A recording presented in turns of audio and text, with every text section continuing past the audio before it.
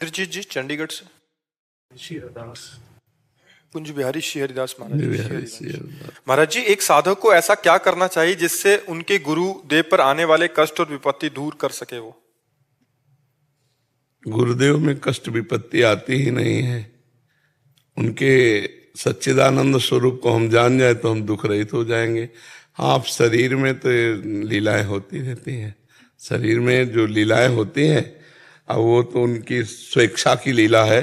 अगर वो मिटाना चाहते तो श्यामा प्यारी कुंज बिहारी सर्व समर्थ मिटा सकते हैं। वो मिटाना नहीं चाहते हैं तो हम कैसे मिटा पाएंगे, वो जब स्वयं मिटाना नहीं चाहते। और ये जानबूझ करके संत महात्मा जन स्वीकार करते हैं, अगर वो ना कर दे तो नष्ट हो जाए।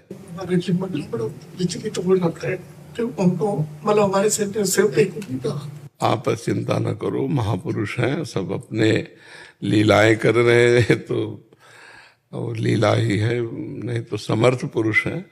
कोई साधारण महात्मा थोड़ी है, समर्थ महात्मा है। आप निश्चिंत रहो और बिहारी जी से प्रार्थना करो। हाँ हाँ, बस बिहारी जी की कृपा से ही ये हो सकता है। बिहारी जी और गुरु जी दो नहीं है, वही है, एक ही है, पर फिर भी बिहारी जी से प्रार्थना करो। पर जी, अगर एक साधक के सामने कोई उसके गुरु देव की अवहेलना या अपशब्द बोले तो साधक को क्या करना चाहिए? तो उसको पागल समझकर चल देना चाहिए। ऐसे से नहीं बात की जाती है। बातुल भूत विवश मतवारे, ते नहीं बोले वचन विचारे, तिनकर कहा सुनी नहीं काना। तो ये पंचभूतों में माया के आकर्षण में भ्रमित जीव है ना, पंचभूत देहात्म अभिमानी, ये लोग संतों के विषय में कुछ भी बोलते रहते हैं। तो ऐसे नीच पुरुषों की बातें कान से ही नहीं सुनते। पागल, जैसे पागल आदमी रोड में गाली देता चला जाए तो हम लोग क्या करते हैं, उसकी उपेक्षा कर देते हैं। ऐसे वो पागल आदमी है।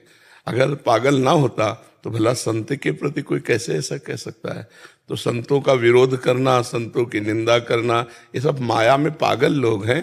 बेचारों को क्षमा करना चाहिए, उनको दंड नहीं देना चाहिए, क्योंकि वैसे ही पागल, वैसे उनकी बुद्धि ही खराब है। उमा क्षमा सापो होते भारी, अपने कर्म जाय अपकारी। जो अपकारी है, निंदक है, तिरस्कार करने वाला संतोष है, उसका कर्म ही उसको नष्ट कर देगा। हमको चाहिए कि उसे क्षमा कर देना चाहिए। हमारी तरफ से क्षमा है, लेकिन उस उमा क्षमा सापो होते भारी, उसने जो कर्म किया है वो उसको दंड देगा ही, उसके पुण्यों का नाश कर देगा। और सुकृत का नाश हुआ तो दुख भोगना ही पड़ेगा। अपने कुछ उसमें ना बोले, अपने कान में अंगुली डाले और चल दे।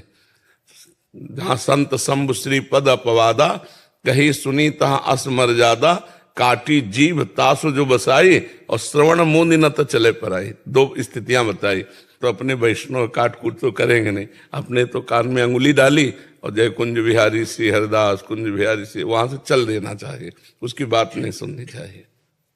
महिमा जी राजस्थान से। श्री हरिवंश। राधे राधे गुरुदेव। गुरुदेव भगवान, मैं आपकी शरणागत हूँ। आपकी कृपा से आपके द्वारा दिए गए नियम एवं नाम जप का पूरा प्रयास करती हूँ। आपसे सत्संग में भरत जी का चरित्र सुना। वो इतने महान संत थे तो भी हिरण के बच्चे में आसक्त होने के कारण 2 बार जन्म लेना पड़ा, और मेरे से तो इतना साधन भी नहीं बनता। पूर्व पाप के कारण अंतिम समय में नाम ना चला तो निकुंज की प्राप्ति कैसे होगी महाराज जी? ये श्री जी से प्रार्थना करो। किसका प्रश्न है?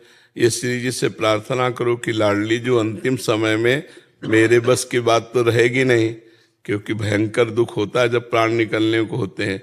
तो आप कृपा करो कि उस समय आप कृपा करके राधा नाम के रूप में स्फुरित हो जाओ, हमारा अंतिम बन जाए। तो शरणागति का यही लाभ होता है कि जब हम असमर्थ होते हैं तब शरण संभाल लेते हैं। जिनकी हम शरण में हैं, जब हम असमर्थ होते हैं तब वो संभाल लेते हैं। भगवान ने कहा है कि जो भक्त मेरा निरंतर चिंतन का अभ्यास करता है, मूर्छा के समय या अत्यंत दुख में, अंतिम समय जब वो भूल जाता है तो मैं स्मरण बन के स्फुरित होने लगता हूँ। तो भगवान स्मरण बन के स्फुरित होंगे तो अंतिम हमारा संभल जाएगा। हमें अविश्वास नहीं करना, हमें विश्वास करना है कि हमारी लाडली जो अंतिम समय आएंगी और हमें लेके जाएंगे। गुरुदेव भगवान आप लेके जाए, बस दृढ़ विश्वास रखे ना, तो लाडली और गुरुदेव में कोई अंतर थोड़ी। वही लाडली जो है गुरुदेव हो, वही हमारी गुरुदेव है, तो वही आएंगे, हम अंतिम समय हमें ले जाएंगे। हमको विश्वास रखना चाहिए। सबरी मैया के गुरुदेव भगवान ने कहा राम जी आएंगे, 1000 वर्ष रोज सोहनी लगाना, पावड़े बिछाना, और फल आदि एकत्रित करना कभी अविश्वास नहीं हुआ। 1000 वर्ष तक रोज भगवान आए और शबरी मैया को निहाल किया। तो हमें विश्वास रखना चाहिए कि हम शरणागत हैं, भगवान अंतिम समय हमारा स्मरण बनेंगे, प्रियाजू अंतिम समय आएंगी और हमें ले जाएंगे, ऐसी भावना करनी चाहिए जी। संध्या जी गाजियाबाद से। राधे राधे। राधे राधे महाराज जी, आपके चरणों में कोटि कोटि नमन। महाराज जी, मेरा प्रश्न है कि जहां भी कहीं भी सभी कभी भी सुनने में आता तो संत जनों का एक ही संदेश मिलता है कि भजन सिमरन करने से ही एकमात्र 84 लाख योनियों के चक्रव्यूह से मुक्ति पाई जा सकती है एवं मोक्ष की प्राप्ति होती है, अतः हमें भजन अथवा ध्यान करना चाहिए। महाराज जी, क्या ये सत्य है? यदि हाँ, तो क्या बिना गुरु दीक्षा अथवा नाम दाम के केवल नाम जप से ही हम जन्म मरण के चक्र से मुक्त हो सकते हैं? कृपया मार्गदर्शन करें। और यदि गुरु बनाना अनिवार्य है तो इतने सभी गुरु एक मोक्ष प्राप्ति के लिए अलग अलग दीक्षा अथवा नाम क्यों देते हैं? ऐसे में सही अथवा गलत गुरु की पहचान कैसे करें? बहुत संशय भरा हुआ किसका है? सबकी तुम्हें चक्कर क्या? तुम किस मार्ग में चलना चाहते हो? रोड तो हमारे भारत में सब बने हुए हैं, लेकिन तुम किस रोड में, किस लक्ष्य में जाना चाहते हो? ज्ञान योग है, सांख्य योग है, अष्टांग योग है, भक्ति योग है, कर्म योग है। तो हर योग के अलग अलग आचार्य हैं, अलग अलग संत हैं, अलग अलग गुरु। आप किस मार्ग में चलना चाहते हो? और सब मार्गों के द्वारा मोक्ष प्राप्त होता है, सब मार्गों के द्वारा प्रेम प्राप्त होता है। तो आप ऐसी अवहेलना ना करें कि इतने सब गुरु हैं, इतने सब ऐसे, ये शुद्ध ये प्रश्न ठीक नहीं है।